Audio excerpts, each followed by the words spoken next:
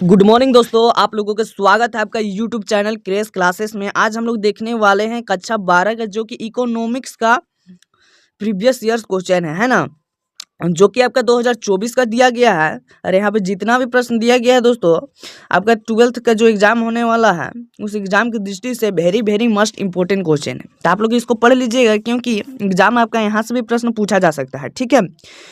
क्योंकि आप लोग जानते ही है कि प्रीवियस ईयर जो क्वेश्चन होता है उससे 25 से 30% क्वेश्चन जो होता है जे उठा के डाल देता है, ठीक है। तो आप लोग इसको याद कर लीजिएगा। चलिए अब लोग हम क्वेश्चन की ओर बढ़ते हैं। क्या बोला है यहाँ पे, पहला नंबर प्रश्न आपका बोल रहा है कि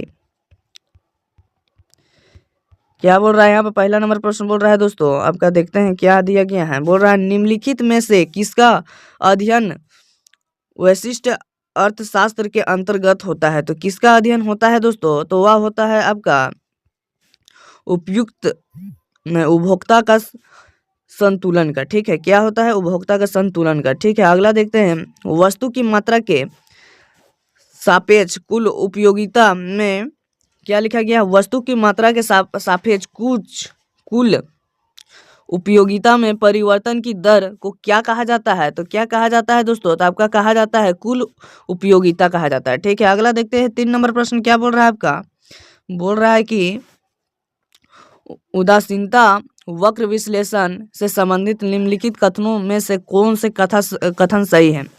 निम्न कूटों का प्रयोग करते हुए सही विकल्प का चयन करें। तो यहाँ पे पहला नंबर ऑप्शन में दिया गया उपयोगिता उपभोक्ता का अधिमान एक दृष्ट होता है, समानता एक उदासीनता वक्र मूल्य बिंदु की ओर अवतल होता है। अगला तीसरा नंबर उदासीनता मानचित्र में मूल्य बिंदु से दूरी पर अवस्थित उदासीनता अपेक्षाकृत अधिक उपयोगिता स्तर को मापता है। अगला है चौथा नंबर पर संतुलन की अवस्था में उदासीनता वक्र की ढाल कीमतों के अनुपात बराबर होते हैं। तो आपका जो हो जाएगा करेक्ट आंसर सी नंबर हो जाएगा, 1, 2 तथा 3 हो जाएगा सही नंबर, ठीक है। अगला देखते हैं 4 नंबर प्रश्न क्या बोला है, एक घटिया वस्तु के लिए मांग वक्र की ढाल होती है। तो एक घटिया वस्तु के लिए मांग वक्र की ढाल होती है, वह होती है 0, शून्य। अगला देखते हैं 5वां नंबर प्रश्न क्या बोला है, उपभोक्ता की आय बढ़ने के लिए किस प्रकार की वस्तु की मांग कम हो जाती है। तो आपका हो जाती है जीवन रक्षक वस्तु, क्या जीवन रक्षक वस्तु। तो आपका देखते हैं 6ठा नंबर प्रश्न आपका क्या बोला है दोस्तों, आपका बोल रहा है 6ठा नंबर प्रश्न निम्नलिखित में से प्रतियोगिता वस्तुओं का एक संयोग कौन सा है। तो जो यहाँ पे ऑप्शन दिया गया है दोस्तों, क्या क्या दिया गया है, पहला नंबर में दिया गया है कार और पेट्रोल, बी नंबर में दिया गया है कलम और स्याही, और सी नंबर में दिया गया है ब्रेड और बटर, आपका डी नंबर में दिया गया है केबल और रजाएं। तो आपका जो छठा करेक्ट आंसर हो जाएगा दोस्तों, वह हो जाएगा आपका डी नंबर करेक्ट आंसर, ठीक है। अगला प्रश्न देखते हैं 7वां नंबर प्रश्न क्या दिया गया है, निम्नलिखित में से किस वक्र का आकार यू आकार का होता है। तो आपका किस वक्र का आकार जो होता है दोस्तों, वह यू आकार का होता है। तो वह होता है आपका तो आपका 7वां का जो प्रश्न उत्तर हो जाएगा दोस्तों, वह हो जाएगा आपका बी नंबर सीमांत आगल का, किसका, सीमांत आगत का, ठीक है। तो आपका बी नंबर करेक्ट आंसर हो जाएगा। 8वां नंबर प्रश्न देखते हैं, पैमाने के विद्यमान प्रतिफल के उत्पादन फलन में साधनों को 3 गुणों से वृद्धि करने पर उत्पादन में किस अनुपात से वृद्धि होगी। तो आपका जो वृद्धि होगी दोस्तों, वह होगी आपका 3 गुण से अधिक, क्या 3 गुना से अधिक हो जाएगा, ठीक है, उसका उत्पादन। अगला देखते हैं 9 नंबर प्रश्न क्या बोला है, जब सीमांत लगता क्या बोला है, जब सीमांत लागत औसत लागत से अधिक होती है तब, सीमांत लागत होता है दोस्तों वह औसत लागत से अधिक हो जाएगा, तब क्या हो जाएगा दोस्तों, तो आपका हो जाएगा 9 का जो करेक्ट आंसर वह हो जाएगा सी नंबर, औसत चाल बढ़ जाती है, ठीक है।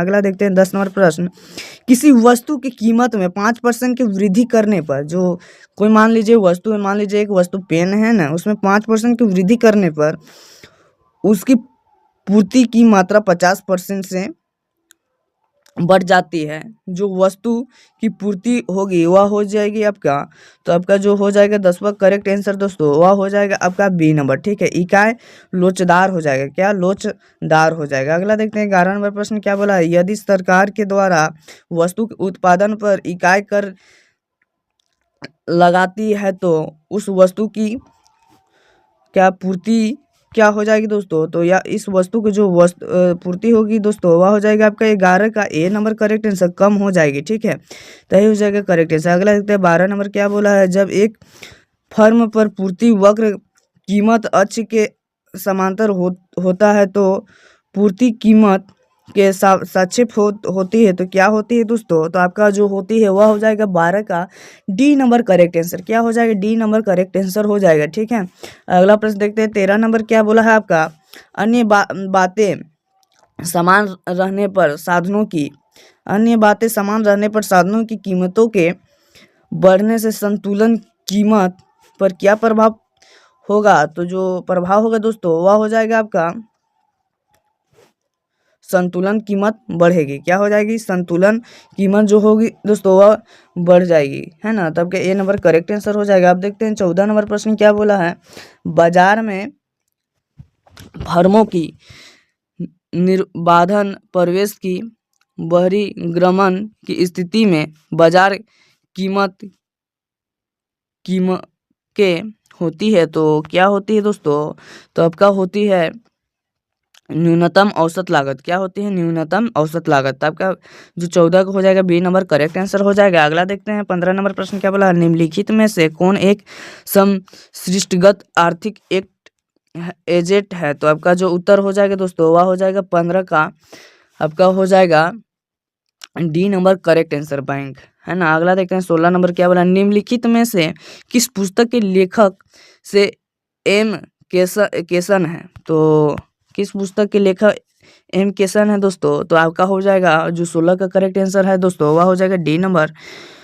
क्या हो जाएगा the general theory of employment interest and money. ठीक है, अगला देखते हैं 17 नंबर क्या बोला, निम्नलिखित में से किस चर का संबंध समय के एक निश्चित बिंदु से होता है, तो किस चर का संबंध एक निश्चित बिंदु से होता है दोस्तों, तो वह होता है आपका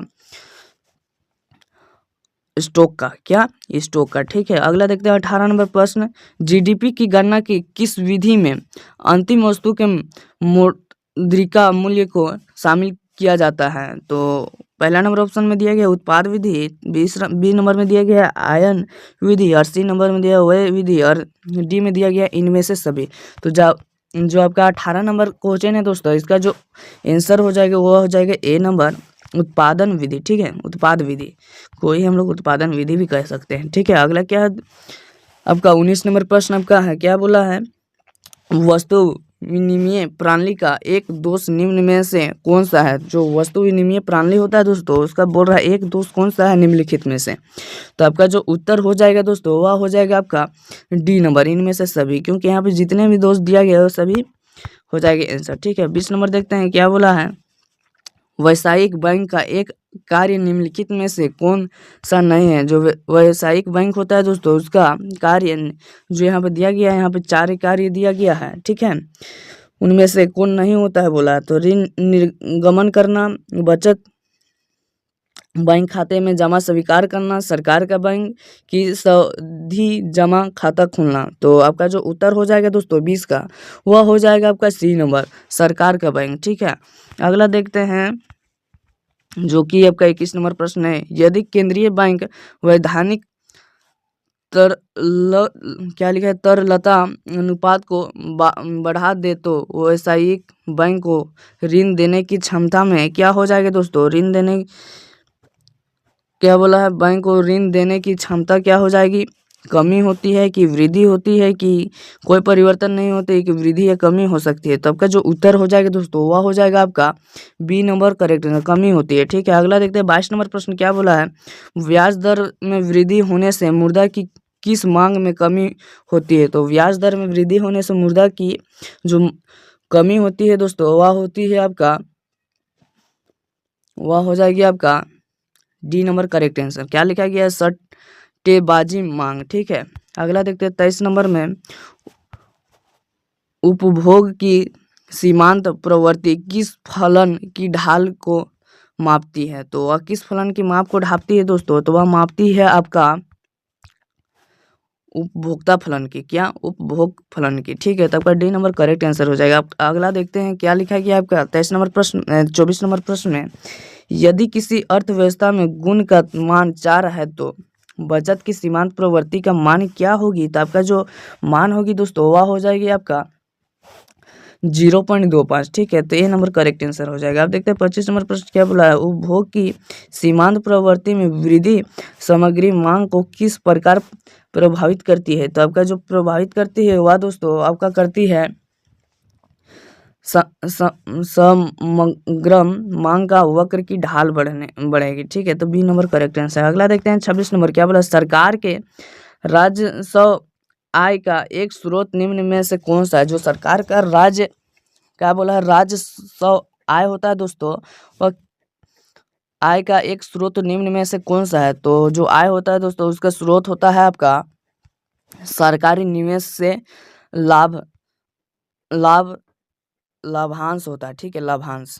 अगला देखते हैं 27 नंबर प्रश्न क्या है, किस प्रकार के बजट में सरकार का व्यय उनके आगमन से अधिक होता है? तो आपका जो करेक्ट आंसर हो जाएगा 27 का दोस्तों वह हो जाएगा बी नंबर, घाट के बजट से। ठीक है, अगला देखते हैं 28 नंबर क्या बोला है, भारत में निम्नलिखित में से किस उत्पादन को जीएसटी के बाहर रखा गया है? जीएसटी में के बाहर रखा गया है। तो क्या बोला था क्वेश्चन, भारत में निम्नलिखित में से किस उत्पादन को जीएसटी के बाहर रखा? उत्पादन बोल रहा है तो दोस्तों तो हम लोग क्या जानते हैं इसका करेक्ट आंसर जो होगा दोस्तों वह हो जाएगा आपका 28 का जो होगा डी नंबर, पेट्रोलियम उत्पाद का। ठीक है, अगला देखते हैं 29 नंबर प्रश्न क्या बोला है, सरकार के द्वारा एक मुश्त क्या बोला है, सरकार के द्वारा एक मुश्त कर लेने से अर्थव्यवस्था में संतुलन आय पर क्या प्रभाव होता है? तो संतुलन आय में आपका जो प्रभाव होता है दोस्तों वह होता है आपका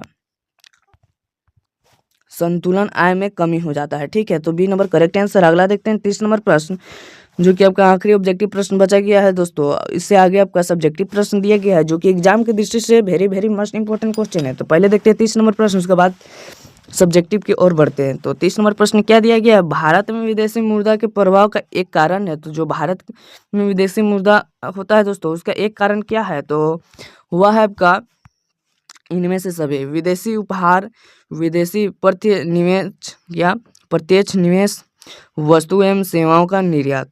यह था आपका 30 very must important objective question P/Q था। ठीक है, अब हम लोग चलते हैं सब्जेक्टिव क्वेश्चन की ओर। ठीक है, तो आपका 31 नंबर प्रश्न दिया गया है, क्या सब्जेक्टिव प्रश्न दिया गया है, क्या दिया गया है, उत्पादन संभावना वक्र क्या है? तो यह वह वक्र है जो दो वस्तुओं के उन विभिन्न संयोगों को दर्शाता है जिनका उत्पादन अर्थव्यवस्था के लिए क्या बोला, अर्थव्यवस्था के दिए गए संसाधनों और तकनीकी का पूर्ण उपयोग करके किया जा सकता है। यह समानता मूल्य बिंदु की ओर न तो दर होता है। ठीक है, अगला 25 नंबर प्रश्न क्या दिया है दोस्तों, दिया गया है गिफिन वस्तुएं। गिफिन जो वस्तुएं ये क्या है? तो ये वे घटिया वस्तुएं होती है जिन पर मांग का नियम लागू नहीं होता यानी कीमत बढ़ने पर इनकी मांग बढ़ती है और कीमत घटने पर मांग घटती है। इसका मांग वक्र धनात्मक ढाल वाला होता है। अगला देखते हैं उत्पादन फलन। तो उत्पादन फलन जो होता है दोस्तों वह होता है आपका आगतों और निर्गत के बीच के भौतिक संबंध को उत्पादन फलन कहते हैं। क्या? उत्पादन फलन बोलते हैं। उदाहरण के लिए Q बराबर F L के, जहाँ Q उत्पादन की मात्रा है और L श्रम और K पूंजी की मात्रा है। ठीक है, अगला देखते हैं 34 नंबर प्रश्न क्या बोला है, बोला है कि पूर्ति की लोचन की गणना कीजिए। जो पूर्ति होती है दोस्तों उसका लोचन की गणना करने बोला है। तो कीमत में परिवर्तन 8%, अब पूर्ति में परिवर्तन 10% है ना। तो सूत्र में हम लोग को बैठा देना है 10/8, तो इसको काट देने पर 1.25 हो जाएगा इसका आंसर। अगला देखते हैं 35 नंबर प्रश्न क्या बोला है, शिष्ट अर्थव्यवस्था क्या बोला है, समशिष्ट अर्थशास्त्र से संबंधित 4 प्रश्न कौन कौन है। देश की कुल राष्ट्रीय आय क्या है। दूसरा है अर्थव्यवस्था में सामान्य कीमत स्तर क्या है। और तीसरा नंबर में बोला है देश में बेरोजगारी की दर कितनी है। और चौथा नंबर में दिया गया सरकार की राजकोषीय नीति क्या है। ठीक है, यही हो जाएगा करेक्ट आंसर। अगला देखते हैं 36 नंबर, मुद्रा लेखन की इकाई है का अर्थ क्या है। मुद्रा लेखन की इकाई का अर्थ क्या है बोल रहा है प्रश्न दोस्तों। तो इसका जो उत्तर हो जाएगा वह हो जाएगा आपका, इसका अर्थ है कि मुद्रा का उपयोग मुद्रा का उपयोग वस्तुओं और सेवाओं के मूल्य को मापने के लिए एक मानक पैमाने के रूप में किया जाता है। इसके विभिन्न वस्तुओं के मूल्य की तुलना करना आसान हो जाता है। अगला देखते हैं 37 नंबर, वित्तीय बाजार वह बाजार जहां वित्तीय संपत्ति जैसे कि शेयर, बॉन्ड, मुद्रा का सर्जन और विनिमय किया जाता है। यह बचतकर्ताओं और निवेशकों के बीच एक कड़ी का काम करता है। ठीक है, इसी प्रकार आपका 38 नंबर प्रश्न क्या बोला है, तैरती विनिमय दर जिसे कि हम लोग क्या बोलते हैं, फ्लोटिंग एक्सचेंज रेट। ठीक है, तो इसका उत्तर क्या हो जाएगा, वह दर जिसका निर्धारण देशी मुद्रा बाजार में मांग और पूर्ति की शांति द्वारा किया जाता है दोस्तों, उसे हम लोग क्या बोलते हैं, जिसमें सरकार का कोई हस्तक्षेप नहीं होता है, मतलब सरकार के यहाँ पे कोई अधिकार नहीं होता है। ठीक है, 39 नंबर प्रश्न क्या बोला है, जो कि खंड बी का प्रश्न है, जो कि लघु उत्तरीय प्रश्न है ना। तो क्या बोला है, मांग रेखा ऋणात्मक ढाल की क्या होती है। तो मांग रेखा ऋणात्मक ढाल की क्या होती है, तो इसका उत्तर हो जाएगा, इसका प्रमुख कारण है सीमांत उपयोगिता ह्रास नियम। जैसे जैसे उपभोग बढ़ता है उपयोगिता घटती है, इसलिए उपभोक्ता कम कीमत पर ही अधिक खरीदना चाहता है। आय प्रभाव, कीमत घटने पर उपभोक्ता की वास्तविक आय बढ़ जाती है। और प्रतिस्थापन प्रभाव, जैसे कि क्या हो जाएगा, इसका वस्तु सस्ती होने पर लोग अन्य महंगी वस्तुओं के स्थान पर इसे खरीदते हैं। अगला देखते हैं 40 नंबर प्रश्न क्या बोला, औसत लागत और सीमांत लागत में संबंध बताइए। तो जब एमसी एसी से कम होती है तो एसी गिरती है, और जब एमसी एसी होती है तो एसी अपने न्यूनतम बिंदु पर होता है, और जब एमसी एसी से अधिक हो तो एसी बढ़ने लगती है। यही होता है इसका आंसर। ठीक है, अगला देखते हैं 43 नंबर प्रश्न क्या बोला है दोस्तों आपका, भारत में मुद्रा की पूर्ति की माप। तो आरबीआई द्वारा मुख्य रूप से 4 माप दिए गए हैं, कौन कौन। M1 जनता के पास मुद्रा, बैंकों के पास जमा, आरबीआई के पास अन्य जमा सबसे तरल जो कि M2 M1 डाकघर बचत बैंक जमा, और M3 जो कि M1 प्लस है जो बैंकों के पास सावधि जमा द टाइम डिस्पोजिट। अगला देखते हैं M4 M3 जो कि डाकघर के कुल जमा होता है। ठीक है, 44 नंबर प्रश्न दिया गया है, सरकारी बजट के 3 उद्देश्य लिखे है ना। तो सरकारी बजट कौन कौन है दोस्तों, तो संसाधनों का पुनः आवंटन और आय और संपत्ति के पुनर्वितरण, और तीसरा है आर्थिक स्थिरता। क्या, आर्थिक स्थिरता। इसी प्रकार आपका 45 नंबर प्रश्न क्या है, गुणक की गणना उपभोग फलन C बराबर 25 प्लस 0.6 है। तो यह सीमांत उपभोग परिवर्ती है जो कि MPC बराबर 0.6 है, और सूत्र में हम लोग बैठाएंगे तो क्या हो जाएगा, 1/1 0.6, तब का हो जाएगा 1/0.4, तो आपका जो उत्तर हो जाएगा 2.5 है ना। आगे हम लोग देखते हैं 46 नंबर प्रश्न, मितव्ययिता का विरोधाभास है तो क्या है। तो यह विचार किन्स ने दिया, क्या, यह विचार किन्स ने दिया, इसके अनुसार यदि अर्थव्यवस्था के सभी लोग अपनी आय से अधिक बचत करने लगे तो कुल मांग गिर जाएगी, जिसे उत्पादन और करने लगे तो कुल मांग गिर जाएगी, जिससे उत्पादन और आय में कमी आ जाएगी, और अंततः समाज की कुल बचत नहीं, समाज बढ़ने के बजाय घट जाएगी। क्या हो जाएगी दोस्तों, घट जाएगी। अब हम लोग देखते हैं खंड सी जो कि दीर्घ उत्तरीय प्रश्न दिया गया है। तो आप लोग देखिएगा इसको अच्छा से दोस्तों, क्योंकि आपका एग्जाम पूछा जाएगा। तो क्या दिया गया है 47 नंबर में, मांग की कीमत लोच को प्रभावित करने वाली कारक, वस्तु की प्राकृतिक अनिवार्य वस्तुओं की मांग बेलोजदार और विलासिता वस्तुओं की लोचदार होती है। क्या होती है? लोचदार होती है। दूसरा में दिया गया है स्थान पंत्र, वस्तुओं की उपलब्धता विकल्प होने पर लोचन अधिक होती है। तीसरा दिया गया अन्य स्तर, उच्च आय वर्ग के लिए मांग बरिया बेलोजदार होती है। क्या होती है? बेलोजदार होती है। चौथा में समय की अवधि, लंबी अवधि में मांग अधिक लोचदार होती है। क्या होती है? मांग अधिक लोचदार होती है। अगला देखते हैं 50 नंबर प्रश्न, उत्पादन विधि, जिससे कि हम लोग प्रोडक्ट मिटहुड द्वारा जीडीपी एफसी की गणना करते हैं। ठीक है।